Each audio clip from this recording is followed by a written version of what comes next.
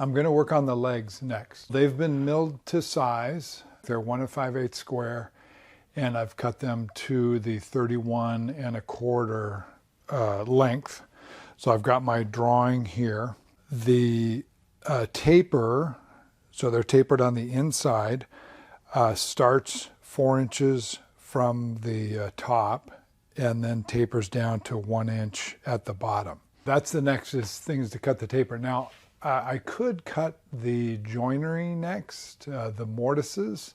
You can do it either way. The advantage of doing it first is that I'm dealing with totally square parts. So cutting the mortises first and then tapering second might be helpful. In this case, because of how I'm going to be cutting these and how the parts are going to be referenced, I'm going to taper them first. That won't affect my cutting of the mortises in any way. So, like I said, it doesn't really matter. There are situations where I would definitely want to cut the mortises first, particularly if the legs are curved. But in this situation, it's not really going to matter. So the first thing I want to do is get the legs oriented in the positions that I want them in. What I've done is I've taken a look at the legs here, and I've moved them around to try and get a sense of what's going to look best. So this is the front. If I look at the side, well, before I leave that, you can see the grain's pretty straight here. That's my most visible part. If I turn this to the side, I've got pretty straight grain here. This curves a little bit, but I can live with that. On the other side, once again, I've got relatively straight grain. That looks good. And if I look at the back, this is more of a flat sawn surface. You can kind of see hints of cathedrals here. So that's not going to be seen. So that's why I've got that towards the back. So I'm going to mark these so I know that this is the front and this is the correct orientation. The way I'm going to do that, at the top of the legs, I'm going to put some marks on here to indicate which one goes where. I would normally use a triangle marking method, but that doesn't work for this type of interface here. If I was to put a triangle here, I would just see some angled lines on the front two legs. It just doesn't work. I'm going to make a square here and see if I can get that to focus there. The square tells me which is the inboard corner of the legs, and then on each leg I'm going to put where it goes. So this, make sure I'm doing this right, this is the left front, so left LF, that's the right front, that's the left rear, and that is the right rear. And if I turn that right side up, hopefully that focuses there.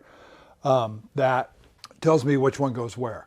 And I'll know at a glance where to put my mortises, right? They go on these inside surfaces.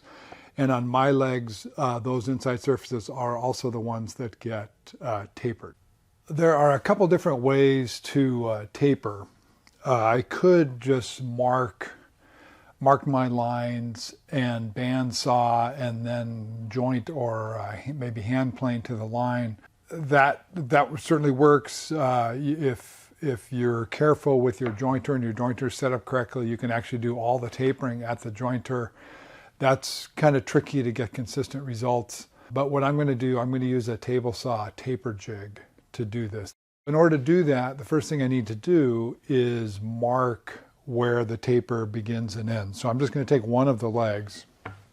I know which is the top of the leg here. So I want to come down 4 inches and make a mark there. And then I want to go down to the bottom of the leg where it's an inch wide.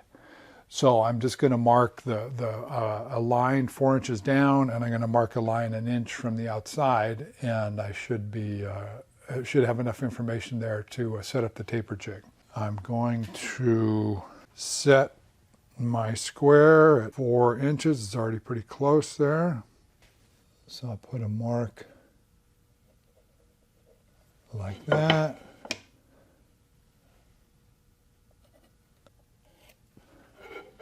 I may not need it all the way across, but at this point I don't know which edge I'm going to need it on, so I'm going to mark both sides.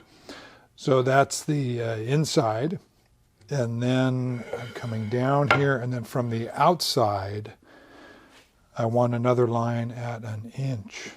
So I'm setting my combination square slightly less than 1 inch so that when I get the pencil line out there, it'll be at the right spot. So I'll do that.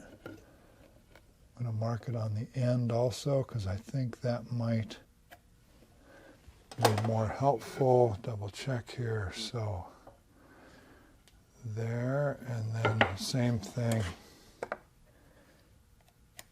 And there. So this, I've got lines here. That should be the inside of the leg. I can confirm that there.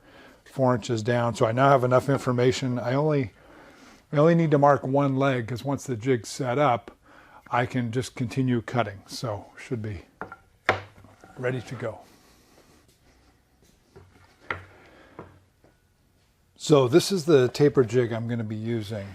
And the way this works is I've got an adjustment here that I can set the taper that I want. I can move these knobs around to different holes here.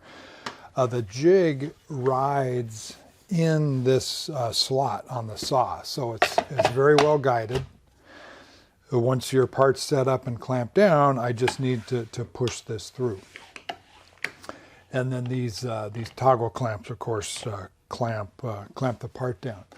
There are different spacers here on the jig at school. I just actually made this jig yesterday, so I haven't made all the bits and pieces for it yet. But so anyway, so this spacer works well with this thickness, you know. So this would be a spacer for 8/4-ish, 1 3/4, 1 5/8, somewhere in that range material. This edge has been cut with my blade here. So I know that's my cut line. So what I basically need to do is line up my marks with the edge, with this edge, and I should be in good shape here. I should also point out there's a stop here. So the part goes up against this surface, up against the stop. We'll clamp it down after it's aligned, of course, and it should be good to go. So what I'm going to do at this end, I'll line that up so my mark is just even with the edge of the jig there. And then at this end, I've got this mark, and I want the taper to end there, so I need to move that. So that's just missing that. Now because this is such a shallow taper, if I'm off a little bit here, it's going to make a big difference on where this cut ends. So I want to be a little bit on the safe side. My mortise is going to go up here, so I want to make sure I don't cut into that, and then I wouldn't have a flat surface for my apron to sit on there. So that looks good. I'm just barely behind that surface there. I'll double check this end again. That looks, move that over just a touch. Okay, so that looks good. So now I've already gotten these adjusted. So you want kind of firm pressure to hold those down, and you can adjust these by loosening this nut and moving this up and down just by turning it. So I will set the height of the blade here. This is a long leg, so I've really got to back this up. There we go.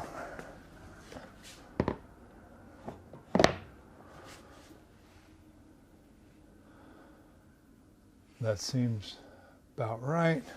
Now, one thing I need to watch for, I want to make sure I'm cutting the correct face first. Once I've made a cut, then I want to turn this so that cut surface is up. I don't want the cut surface down. So the order I cut these is important. So if I make that cut, so right now the inside corner of the leg is here. So if I make that cut, and then I would turn it like that and make the next cut. So that works. So I've got that correct. So I want the inside edge down and to the left. And now, and when I make the second cut, this is going to be thinner, so I'll have to readjust this. So I'll make all the first cuts, and then I'll readjust this and then make the second cut. So I'm going to orient all my parts so they're all in the same orientation.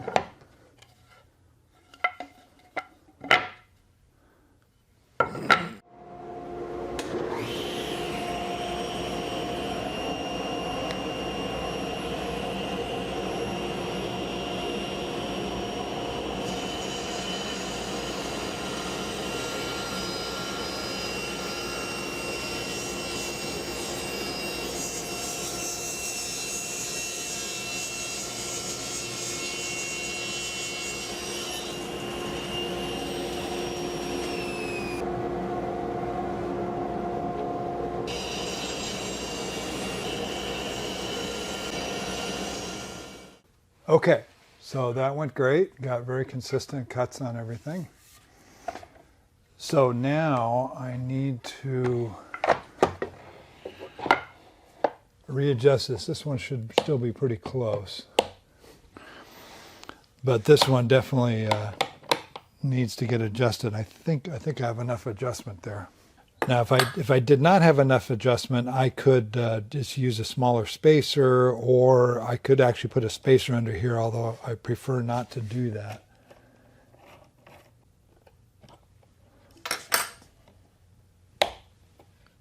Okay, that works. That's nice and snug.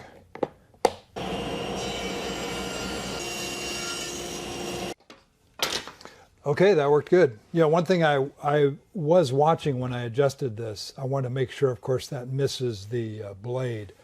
So when I tightened that up, I was a little bit close, but I missed it, so that's fine.